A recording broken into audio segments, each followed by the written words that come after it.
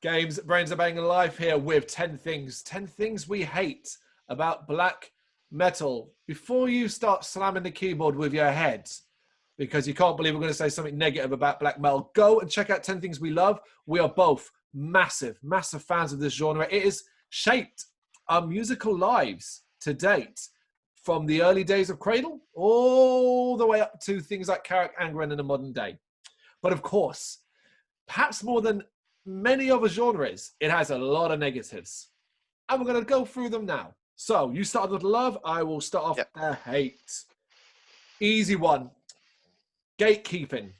Black metal, more than any other, has the worst case of gatekeeping. And that is, if you know what gatekeeping is, it's where someone wants to hear your taste in black metal and they will decide whether or not that's acceptable black metal. For example, if you turn around and said to a Shrev guy, oh yeah, I love black metal, big fan of Cradle of Filth, and they're a gatekeeper wanker, they'll be like, oh, Cradle of Filth aren't black metal, you need to be listening to some never heard of, one track. Make something up. Yeah, I was gonna say a real band's name, but I like that band, so I'm not gonna be mean to them. But yeah, some tape recorded forest dwelling solo project. Oh, you're not true unless you listen to that. I think black metal, more than any other, is gatekeepery as fuck. Yeah. Yeah, it is. Yeah. We put things differently while we often have the same things, but I think it's just the way I speak. So I wrote the same thing, but I just wrote dodgy fans. Yeah. I just think black metal has some of they're not alone in this, but they have got some of the most closed-minded and obstinate fans out there. This obsession with being true cult music and open ridicule of bands that dare to incorporate other elements, whether it's symphonic or just even having a slightly more modern production, is fucking ridiculous. Yep. I think a lot of these fans just got stuck in the early 90s, and they seem so angry with any band that dares to even utilize an idea, concept, or a bit of technology that came after it.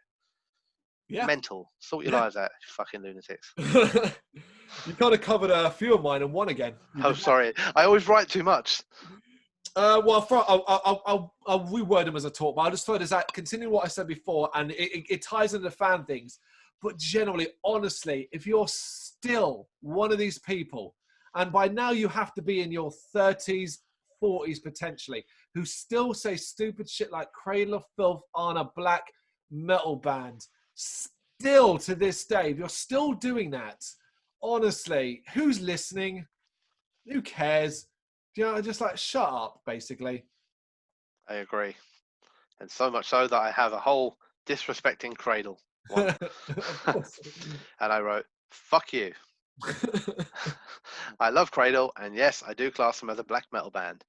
Yes, they are more commercial than some other black metal bands, or otherwise known as successful, but they're not a commercial band. I mean, shit, people talk like they switch genre and suddenly they're getting radio play and invites to play Glastonbury and stuff like that. They may not be your cup of tea, but they've done a huge amount for black metal and metal as well, not just black metal, and they deserve a lot more respect, not ridicule and accusations of being traitors or some stupid childish shit like that. Absolutely. Absolutely. We're both very strong on this belief. Yeah. And continuing to that as well, sticking with fan-based shit. You kind of touched upon it, but the idea that only true black metal is underground. I hope, if you're watching this, I hope if you think like this, that when you were a Behemoth fan and they released The Satanist and you were like, oh, I love that. And then you had to watch horror as it got picked up by mainstream audiences and beloved in magazines like Kerrang! And that you went and burnt your Behemoth shirt through shame and cried yourself to sleep while hugging your inverted fucking cross. The idea that it's black metal bought from Aldi. Yeah, the idea that black metal is only true if it stays underground is sickening, because you're basically denying success to bands you fucking love through some weird ideology. Yeah, I'm only gonna like you as long as you don't make money. Yeah, fucking hell. Fucking idiots. So another thing that I guess it's not quite tongue in cheek, because I do mean it a little bit, but it depends on the band. But is the overemphasis by a lot of bands on trying to sound as raw as possible. Yep. It's just one of the few genres of music where it's ridiculed if you sound even slightly modern by many fans. Only in the true cult, original, traditional black metal sense. Yep. I think people out in the subgenres are okay with it. But instead, you know, and if you want to win people over, even though you're in like a modern studio with all this amazing equipment, you know, and we're all listening on our amazing headphones that cost whatever amount of money and they can pick up every fucking note. You know, we're only going to appreciate it if you, I don't know, recorded it in a bathtub or you're giving the drummer wooden spoons and saucepans. And then we're going to praise you for your resistance to modernization. Like why? It's Yeah. mental. And it works on an occasion. You know, like there's a moment for something that raw and it's cool. But it shouldn't be the basis of whether a band is good or not, is if they're that raw. Yep. You know, similar to what you were saying before, you know, to judge the band, not on whether the music is great or whether it captures you or whether you love it or whether you appreciate it, but to judge it on the fact that maybe they used a pedal from 2010 and that can't possibly be fucking traditional black metal, then can it? I got something about rawness as well, and it is the rawness in general. Early stuff can be very painful. When I was first getting a black metal, I went completely left field. And I went looking into the early days of Norwegian black metal, early Mayhem, Beirut, Burzum and stuff like that. And it turned out I didn't like a lot of it because it's shit. It sounds like shit. And you already touched upon it as well, but modern bands looking to capture that, going, yeah, well, we wanted to capture that old school Norwegian black. And it's like, you could do that and still sound good. Now you're just sounding like you're making an excuse because you were shit and lazy. Yeah, I agree. Yeah, I think I did the same. I think that's why Cradle became such an important band to me. Yeah. Because they gave me that fix while also, you know, like not being that raw that it was painful. Yeah. And if you went that too far one way, I don't know, without hearing Cradle, I may not have ever become. I think you have to hear bands like Cradle and grow into the rawer form of black metal. You can't start at it. Fuck no. Yeah. I see it as like there's, so you find a band like Cradle, and there's the two paths. One is kind of direction we went. The other is the old school Norwegian black metal sound. It's like you start walking down that path, realize it's really dark. There's a couple of gangs over there giving you a stink eye. You're worried you're going to get mugged. So you turn back and go, nope, I'll leave that. I'll go down this way. That's how that works for me. Yeah, fucking hell. Yeah, whereas like if you start at Cradle or something, it's like walking down that same path but holding Danny's hand. Yeah. You're skipping down it. Okay, great. Let's be honest. It is probably one of the only genres where you can actually get away with just not being very good at playing your music, and it's seen as fine. Woo! That's a fucking angst comment. I love it. It's true. Yeah. What are all these drums for? Don't worry about it. Just hit them two as hard as you can. Yeah. Basically, you can't. Don't worry. Screech, and we're going to turn up the feedback on the fucking guitars. Yeah. No notice. It's like, oh, I can't really play guitar. It's like, look, you just got to hold that one fret down there and then just hit the string as fast as you can, mate. Let us know when you get tired. We'll press pause on the cassette player and then we'll go again. So my next one I've gone for is those damn logos. Okay. Yeah. They're not alone in this because there are. I think you get this as well in grindcore. You get it in death metal, but maybe not as quite as bad. But in your kind of, you know, your any form of extreme music. But black metal, man, their logos are just unreadable.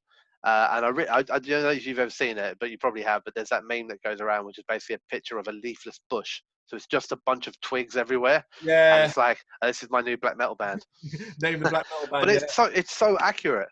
And it's just like, who designs these for them? I mean, I get like you want to be dark and scary and all that, right? But at the end of the day, a band is still a form of a business or a hobby or something like that, and every band wants to get their name out there. Yeah.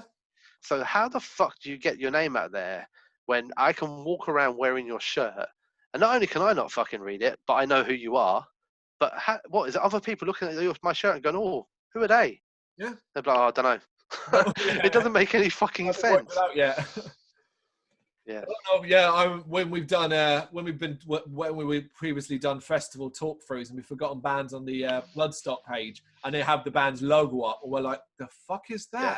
You see them in the videos when you guys all got right up against the screen, like. Right. Oh, right. I do actually have the odd serious one, so I'm going to do one of them now. which is, unfortunately, it's a genre more than any other that we associate with far too many bad things, from the early Norwegian scene to racism, to far-right connections, and so on. It is more than any other, well, alongside maybe issues with grind and stuff like that, but that's not so much nowadays. Black metal, it's had bad times. Yeah, no, I agree. I've got exactly the same thing pretty much. Just bad memories, whether it's church burning, far right and far left politics, Yep. Nazism, racism, homophobia is a big one, and of murder. The roots of Euronymous and the like. But black metal has got a tarnished history. I think thankfully most, but not all of it is a history. Thankfully, But it's a hard thing to argue against. Somebody turns around to you and says, "Well, black metal was rooted in evil." It's very hard to turn around and go, "No, it's all right." They don't mean it. Particularly because some of the history is so in your face as well, which brings me to my next one, which is the specific event. And I've grown to hate it. The stories, the hyperbole, the fact that ultimately no one really will ever know the true story, barring two people. One of them's dead, and the other ain't never going to tell the truth. And it is Varg Euronymous Mayhem debacle. There's been too much study on this with ultimately what is far too much conjecture.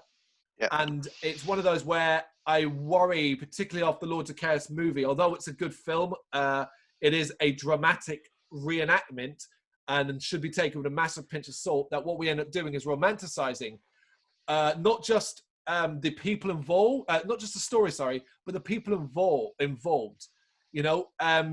From Emperor's drummer to Euronymous himself to Varg, obviously. I don't think any of them are good people.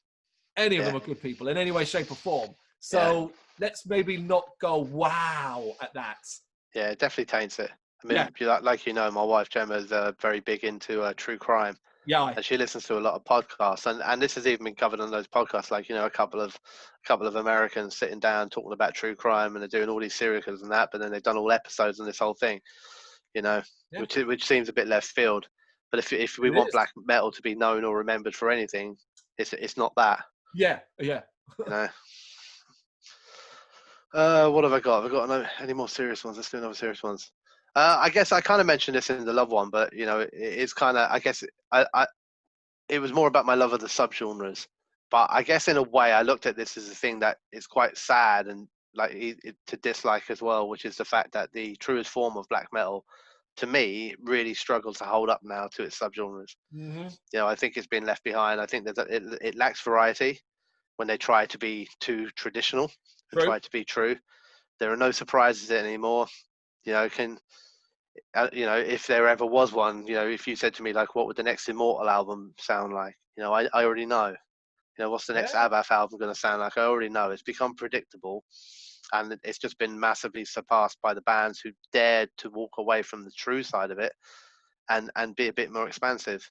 And while that's great for my love of the subgenres, it's quite sad that the main side of it, the traditional black metal, the trunk where all these branches grew from, is so obstinate and stubborn and stuck that it just wants to continue. And to me, it's a dying genre. Yeah, I think that's a really strong way of putting it. Dying genre. I'm going to write that down for later. Did you not like my the tree? The branches are outgrowing the trunk. Yeah. Oh, it's excellent. It really is, because I find it hard to argue with you. I have enjoyed many albums in the last recent years who are bands that are playing traditional stuff, from Mayhem's latest work to Darkthrone and so on. But I put it this way, I'm not going back and re-listening to that in the way I am going back and re-listening to Rotting Christ or Carrick Angren or the post-black metal stuff that I often really enjoy. And, and that's the thing, and that's why it's in a hate video, because it is genuinely, it's a sad thing. It is a sad But thing. the reality of it is that when somebody sends me, or you, or whatever, sends a website an email and says, "Oh, here it is, traditional black metal," and then somebody sends one and goes, "Oh, here's our album, symphonic black metal," I know which one I'm more excited about already. Yep. And talking about emails and stuff like that. Don't send us emails, please, ever, where you want to describe yourself as having Satanist themes or Satanist ideas. Oh yeah, it's rooted in old school Satanist metal and stuff like that. I roll my eyes. If I could be bothered, I'd laugh. Black metal and Satanism go hand in hand together, because when the young bands were youngsters, they'd roll around with inverted crosses and write biro, fuck Jesus and all that stuff. But basically, anytime I see the term Satanism to them, I don't care how serious you might be about it. I just roll my eyes at you. Basically, I hate that link. It's unnecessary. It's a very strange thing as well, Satanism, isn't it? Because surely, in order to believe in Satan, you must also believe in God, right? So it's not that you don't believe in God or you don't believe in Christianity or anything like that. It's just that you oppose it. So you fully 100% believe in God, but you just like the other side.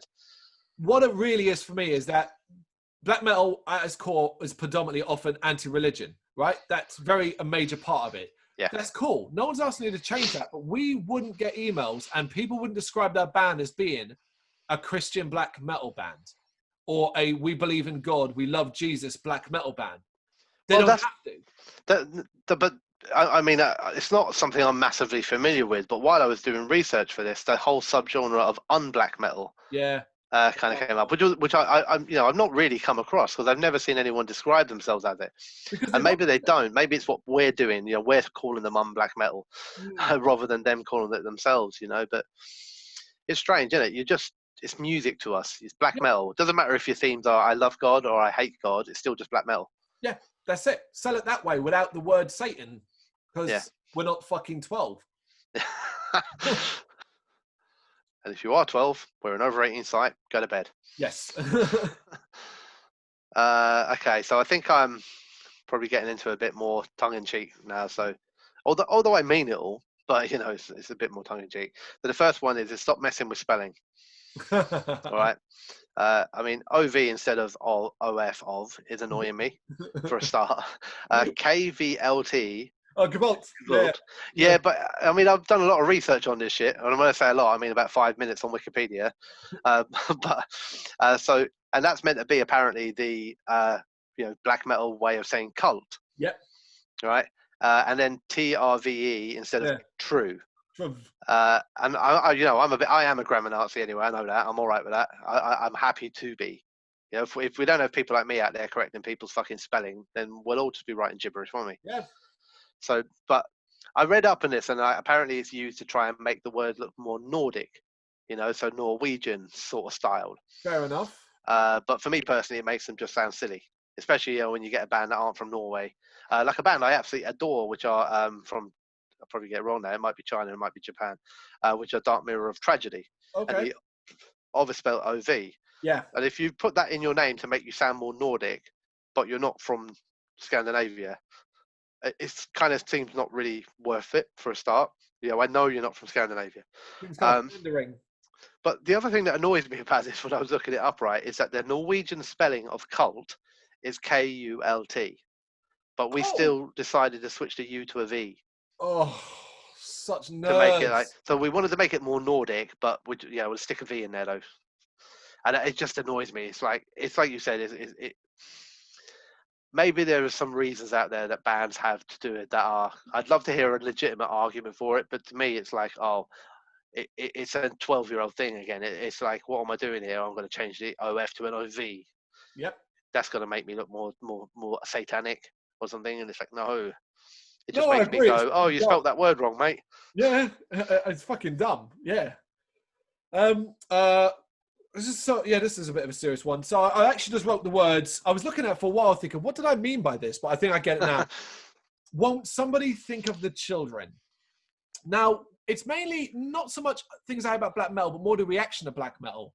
In that it was often, at least it still is to a degree, often pillarized and given a lot of controversial statements in regards to bands and how they look, when alongside them are genres that are just as twisted and fucked up, sometimes maybe even more in the likes of gore grind and that, but death metal that has the same level of aggression and stuff like that. Yet it's often black metal that's targeted because of it's controversial for the children and this, that, whatever. When death metal has for example, the same level of aggression, noise, anger, angst, lyrical content, and so on. It puzzles me, that one. Yeah. Yeah. No, yeah, it is.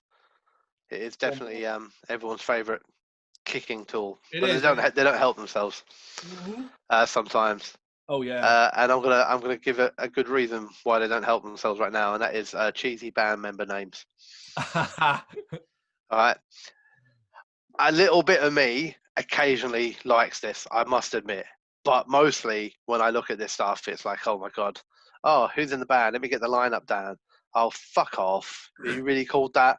And I was looking through some of Wikipedia, and I spent a good hour in the end because it was just making me laugh. I was creasing up, like just looking at my phone, going, he's like 52 years old. He calls himself that. But I got stuck on Gorgoroth in particular because they've just had some crackers over the year. I mean, being a black metal band for the start, they've had like 72,000 members. You know. And one in particular who's very famous and kind of ties into my spelling one, which is King of Hell. King of Hell, yeah. With obviously OV, yeah. because otherwise we would know what he meant. I guess he just wants to make sure people know it's not actual hell. It's like, you know, the OV hell. But then I just picked out a couple of other ones that I thought were quite, just made me chuckle. I don't even know why I laughed so much, but Pest, Grim. And these on their own, they're just cool words. But when you say like, oh, who's your band? Oh, on the bass over here, we've got Pest. Over here on rhythm guitar, we've got Grim. Yep. We got Storm, Eris, Tormentor, and then two of my favourites at the end, which are T Reaper, and then the last one, and Goat Perverter. Oh. Which Goat Perverter's the winner, and it's like you win. So what? I don't know. But I also like, when you look at a band lineup and it'll be like maybe they got a new guy on drums. It'll be, we've got, I don't know, Hands of Doom is on vocals. Yeah, we've got Goat Perverter on bass, and we've got Pete on drums. Just Peter or something like that. And it's like he hasn't earned his name yet, or he hasn't been in the band long enough to be given a cool name. I just again, we talk down like the childish things and that, and it's like, man, why would you go into that band? You got a legitimate name. We know you're a real human being. Why would you say, I really want to be known as a goat perverter? Yeah. So what the fuck? But yeah, there you go. My last one is just more about the UK and learning to appreciate some of the European black metal bands, two in particular that I cannot believe are massive here in this country. And it is Waldflüster from Germany, who are one of my all-time favorite atmospheric black metal bands, and the symphonic/atmospheric metal band from Sweden called Mist of Misery. Black metal, sort your shit out. UK black metal, bring them over here. We've got great bands in our own scene over here, the likes of Infernal Sea. But these bands are unknowns in this country. It drives me crazy. Crazy. Yeah, agree. I've got two left. I think you did two in a row at some point, but there we go.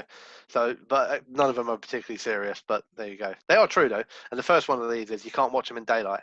It's true. Now that sounds weird, but black metal bands lose a lot of their magic when they're playing at 11 a.m. on a bright sunny morning at a festival.